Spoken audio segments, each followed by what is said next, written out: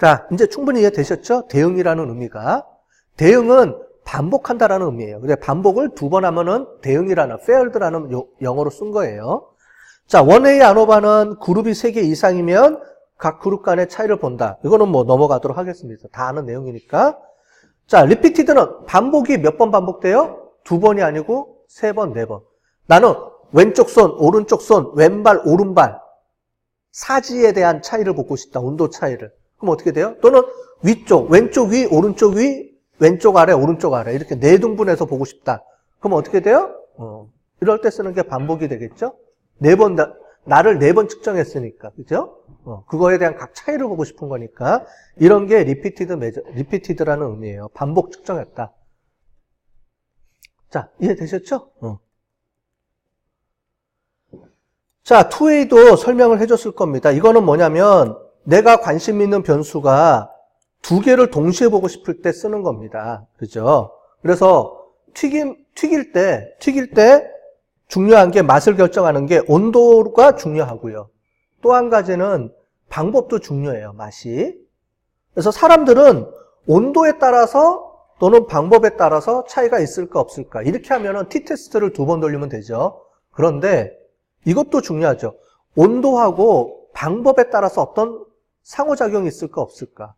어떤 차이가 있을까 없을까. 이런 내용을 보는 게 이거죠. 그래서 이거를 인터랙션 이펙트라고 하는데 상호작용 효과를 같이 보고 싶을 경우에는 하는 겁니다.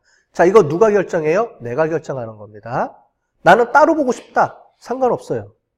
근데 나는 같이 한번 보고 싶다. 2개가 동시에 어떤 반응이 있는지를 보고 싶다. 그러면 같이 해야 되겠죠? 그거는 내가 결정하는 겁니다. 그래서 돌려봤을 때 이런 경우다. 상호작용이 없다. 그러면 그냥 t-테스트 2번 돌린 거랑 결과가 똑같이 나와요. 상관없어요. 그런데 그렇지 않은 경우에 이런 게 혹시 발생할까봐 우리가 분석을 해보는 겁니다. 한번.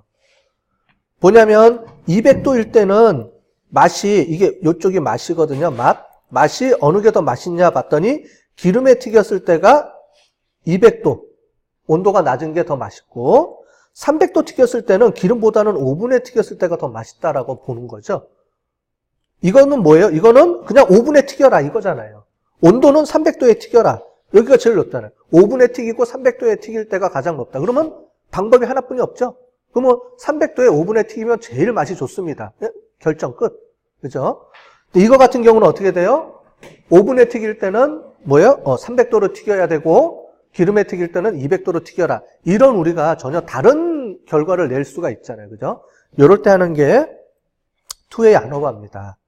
그리고 그거를 여기 보시는 것처럼 각각의 어떤 영향이 있는지 없는지를 컨비네이션으로 여러 개 막 이런 그래프가 나와요. 여기 있는 6가지 그래프가 나옵니다. 각각의 그래프를 이제 이렇게 해석해줘라 저렇게 해석해줘라 하는 내용이 요 표에 있어요.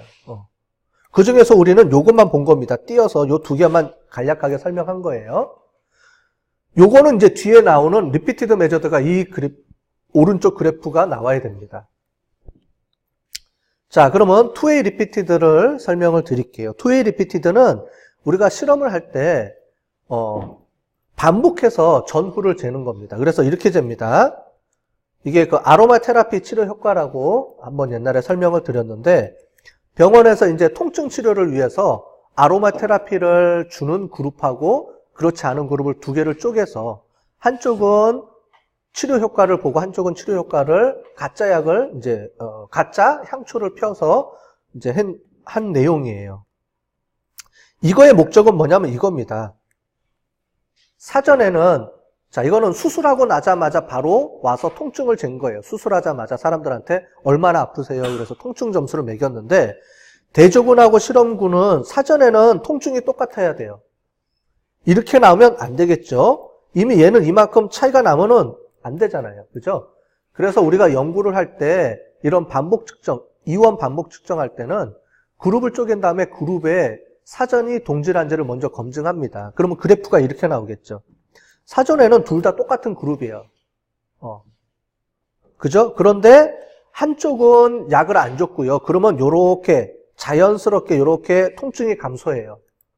그러면 원래 이 그룹도 이렇게 나와야 되겠죠? 비슷하게. 그런데 약을 우리가 아로마 테라피 효과를 아로마 테라피로 우리가 향기요법을 줬더니 원래 이만큼 나왔어야 되는데 이만큼 감소했죠. 이 감소분만큼이 뭐예요? 약의 효과죠.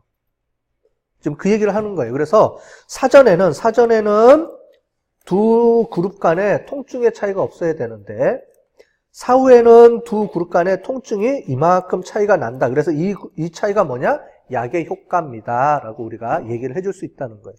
자, 그럴 때 그룹을 전과 후로 쪼갰는데 거기다가 또 각각의 그룹들을 사전, 사후 통증을 2번씩 재야 되죠. 자, 그래서 앞에 나온 것처럼 이게 나오는 거예요. 집단을 2개 쪼개고 각 집단을 전후 2번씩 측정하니까 지금 보면 시점이하고 집단하고 이렇게 2가지 차이가 나오는데 그중에 요인 하나가 반복해서 측정이 됐기 때문에 우리가 이거를 이원 반복 측정 분산 분석 이렇게 얘기를 하는 겁니다. 됐죠? 이해가 되죠? 아마 옛날에 들었는데 한 번 더 들으니까 이해가 이제 더 잘 되셔야 돼요. 그죠?